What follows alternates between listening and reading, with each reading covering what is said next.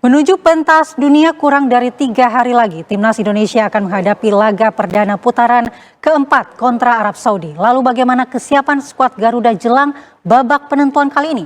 Kita menyoroti kondisi dari Ole Romeni. Apakah dia sudah siap untuk diturunkan sebagai starter dalam laga nanti? Apakah Ole bisa jadi starter ataukah nanti cadangan? Yang pasti kalau lihat kebugarannya, kondisinya sudah sangat baik dan semua nanti tergantung dari tim pelatih bagaimana strateginya berkaitan dengan Ole. Garuda gak ada obatnya. Duet maut Ole Romeni dan Egy Maulana Fikri diperkirakan matangkan tiki-taka ala Spanyol untuk kejutan lawan Arab Saudi dan Irak. Dua timnas gurun pasir itu hanyalah batu loncatan bagi revolusi taktik tiki-taka yang sedang dibentuk. Segera saksikan bagaimana kami akan mempermalukan mereka. Tonton video latihannya. Hanya buang-buang waktu saja.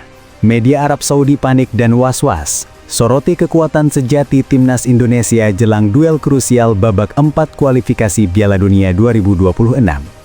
Rivalitas sudah berakhir. Indonesia sekarang berada di level yang berbeda. Kenapa mereka masih repot-repot menganalisis tim yang sebentar lagi akan lolos ke Piala Dunia? Tonton analisis selengkap media Arab Saudi yang salah besar. Tembok Cina sudah runtuh, sekarang giliran tembok Arab. Pulih total dari cedera, Marten Pas tegaskan siap jadi tembok Garuda di laga terbesar sejarah melawan Arab Saudi dan Irak. Marten Pas datang untuk mengunci mimpi mereka.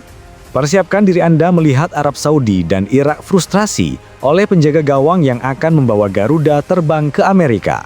Simak pernyataan luar biasanya. Karir Eropa jauh lebih penting dari SEA Games lokal. Prioritaskan klub Eropa. Tim Gapens tolak panggilan Indra Syafri untuk SEA Games 2025. Keputusan ini mengirim sinyal jelas. Fokus utama pemain diaspora adalah kejar karir top di Eropa, bukan turnamen receh ASEAN. Cari tahu siapa lagi yang akan menyusul langkah profesional yang lebih ambisius ini. Tiket Piala Dunia sudah di tangan. Tekad baja Mark Klok, kita harus ukir sejarah di putaran 4 kualifikasi Piala Dunia 2026 melawan Arab Saudi dan Irak. Klok sudah menganggap lolos sebagai kewajiban, bukan lagi harapan. Sinyal perang ini menunjukkan Garuda sudah tidak menganggap remeh siapapun, melainkan sudah merasa di atas angin. Simak kutipan penuh percaya dirinya. Sebelum kita lanjut ke berita lengkapnya, jangan lupa tekan tombol subscribe, like, dan notifikasi channel Bolcast agar kalian gak ketinggalan berita terbarunya.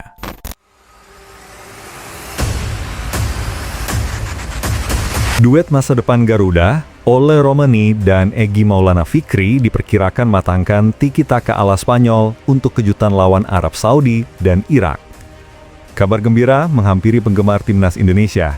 Duet penyerang yang baru terjalin, Ole Romeni dan Egy Maulana Fikri, dilaporkan telah menunjukkan potensi tiki-taka yang menjanjikan, sebuah skema umpan pendek cepat dan pergerakan tanpa bola yang identik dengan gaya bermain Barcelona dan timnas Spanyol era kemasan. Kekompakan luar biasa yang mereka tunjukkan saat laga melawan China di kualifikasi Piala Dunia 2026 yang berulang kali merepotkan pertahanan lawan, kini santer disebut-sebut akan menjadi senjata utama skuad Garuda di putaran selanjutnya melawan tim-tim kuat seperti Arab Saudi dan Irak. Momen-momen operan 1-2 yang cair, pergerakan diagonal yang membelah lini pertahanan, dan chemistry yang langsung nyetel meski baru pertama kali berduet menjadi sorotan utama di media sosial dan berbagai portal berita olahraga. Kerjasama apik ini tidak hanya menghasilkan peluang berbahaya, tetapi juga memicu optimisme publik terhadap lini serang Indonesia. Bahkan salah satu momen tiki-taka Romeni Egy sempat viral, membuat para analis dan pelatih terkesan dengan efektivitasnya. Menurut laporan yang beredar, di sesi latihan timnas, Patrick Kluivert selaku pelatih ditengarai terus mengasah dan mematangkan skema duet Romeni Egy ini.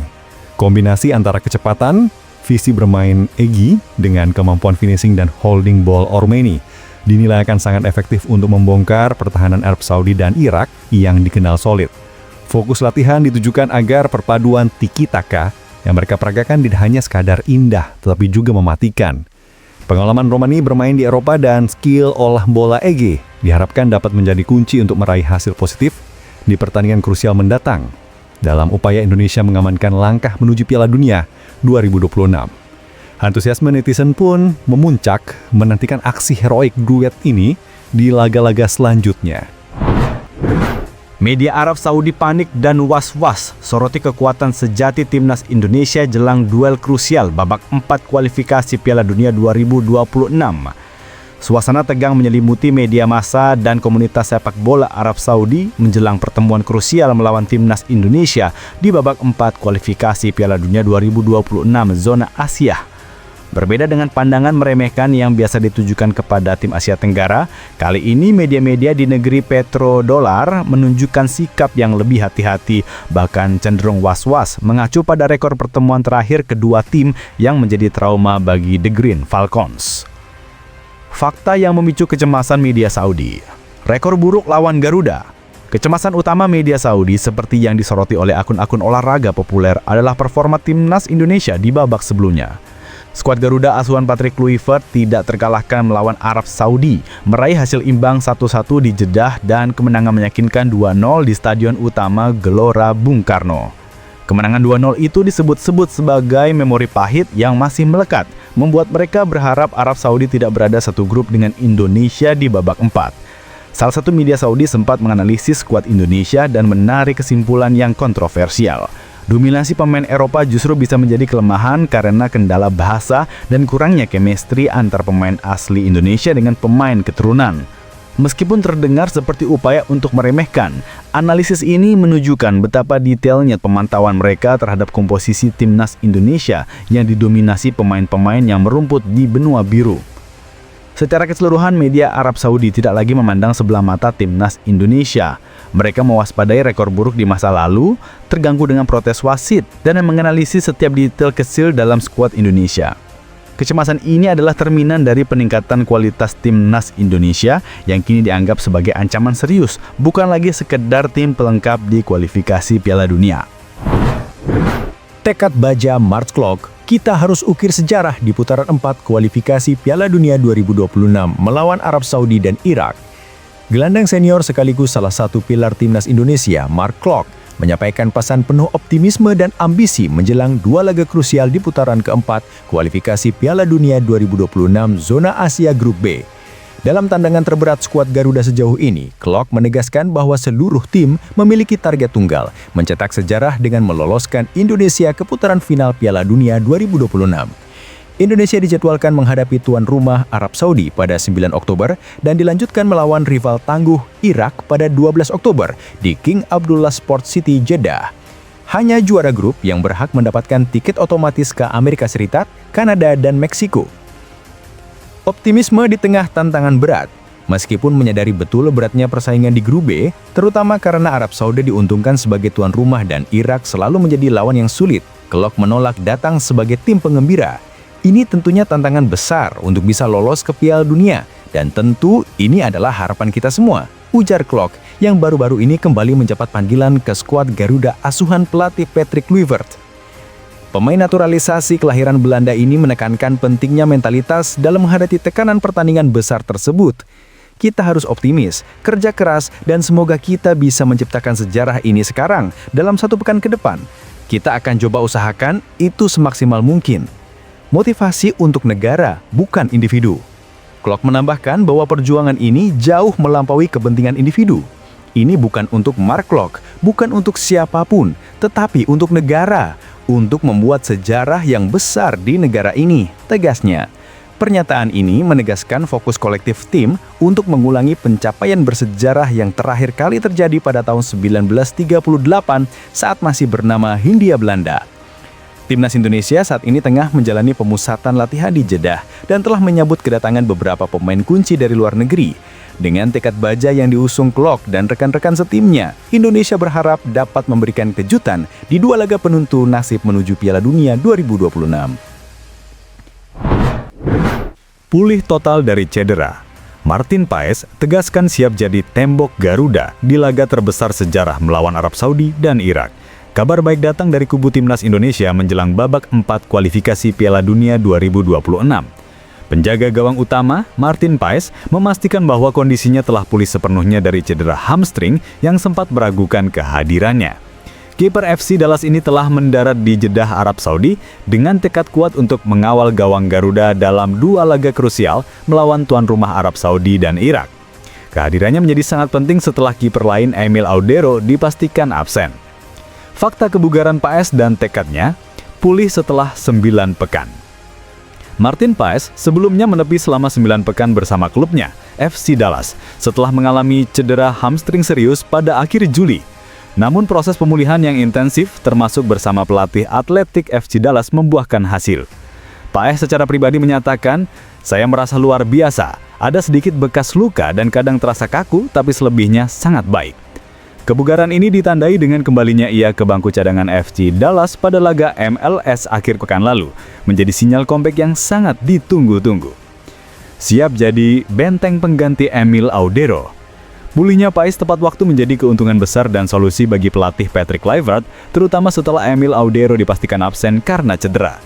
Paes kini diprediksi kuat akan menjadi pilihan utama di bawah Mister Gawang, menggantikan peran yang sempat kosong. Paes menyatakan bahwa 2 laga ini sudah ia tandai dengan lingkaran merah di kalendernya, menunjukkan betapa pentingnya pertandingan ini bagi dirinya. Laga terbesar dalam sejarah Indonesia, Paes tidak memandang remeh tantangan yang ada.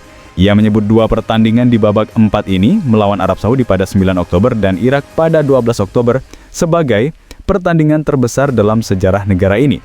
Kesadaran akan besarnya ekspektasi publik dan peluang untuk mencetak sejarah membuat Paes semakin termotivasi. Modal pengalaman lawan-lawan yang sama, kiper berusia 27 tahun ini menegaskan bahwa timnas Indonesia memiliki modal bagus karena telah mengenal kekuatan Arab Saudi dan Irak. Paes sendiri terlibat langsung dalam hasil imbang dan kemenangan atas Arab Saudi di babak 3, serta beberapa pertemuan lain melawan Irak. Menurutnya, pengetahuan ini akan menjadi kunci. "Kami tahu apa yang akan kami hadapi," ujarnya.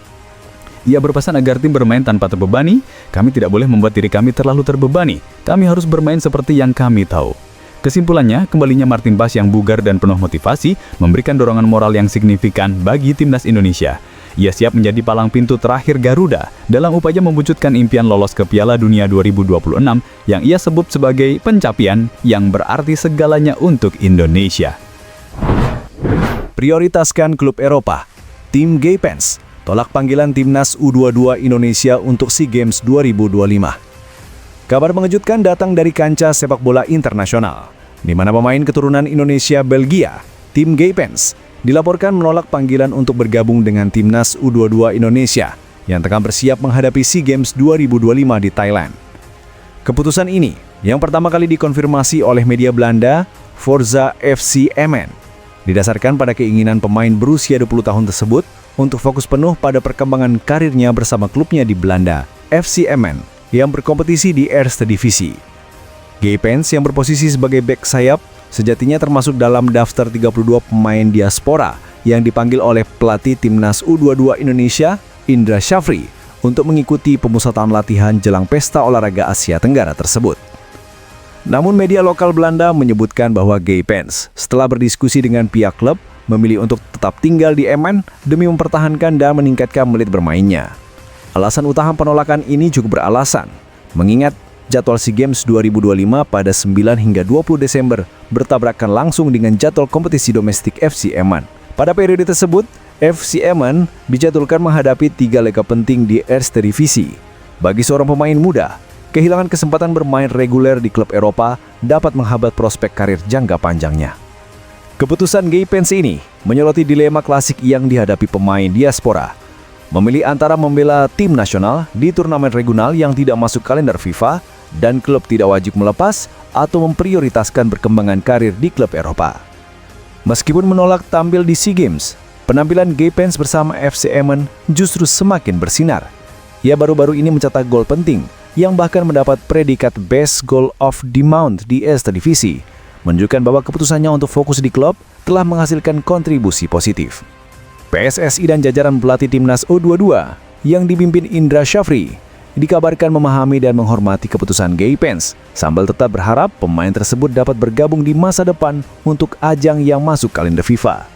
Sementara itu, Indra Syafri telah memanggil pemain tambahan, Rifki Ray, untuk mengisi kekosongan dalam daftar skuad.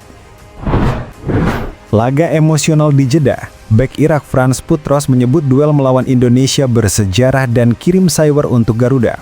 Bek timnas Irak yang merumpit di Liga 1 bersama Persib Bandung, Frans Putros menyambut duel krusial melawan timnas Indonesia di putaran keempat kualifikasi Piala Dunia 2026 dengan perpaduan antara profesionalisme, emosi, dan sedikit cyber perang urat saraf.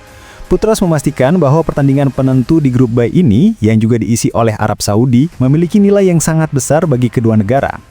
Timnas Indonesia dan Irak akan saling jegal pada Minggu dini hari 12 Oktober 2025 di King Abdullah Sport City Jeddah. Laga ini menentukan nasib kedua tim dalam memperebutkan satu tiket otomatis ke Piala Dunia 2026 sebagai juara grup. Pertarungan bersejarah dan emosional. Putros yang selama ini mencari nafkah di Indonesia bersama Persib mengakui bahwa pertandingan ini akan terasa spesial dan emosional baginya. Ia harus berhadapan dengan rekan-rekan setimnya di klub seperti Mark Klok dan Beckham Putra Nugraha yang kini menjadi lawan di panggung internasional. Bagi saya, Piala Dunia adalah ajang terbesar yang bisa Anda mainkan sebagai pesepak bola. Ini adalah mimpi setiap pemain, ujar Putros. Ia melanjutkan, saya rasa ini dua pertandingan putaran 4 yang paling penting dalam sejarah baik untuk Irak maupun Indonesia, karena kami akan bermain untuk lolos ke Piala Dunia. Putros menyadari betul bahwa bagi Indonesia ini adalah kesempatan emas untuk mencetak sejarah baru setelah partisipasi terakhir pada 1938. Sementara bagi Irak, momen ini adalah ambisi untuk tampil kembali di Piala Dunia setelah penampilan terakhir mereka pada 1986. Kirim cyber tipis-tipis. Di tengah pengakuannya akan beratnya tantangan yang dihadapi Indonesia dan Irak, Putros tak sungkan melontarkan sedikit sayur untuk timnas Garuda.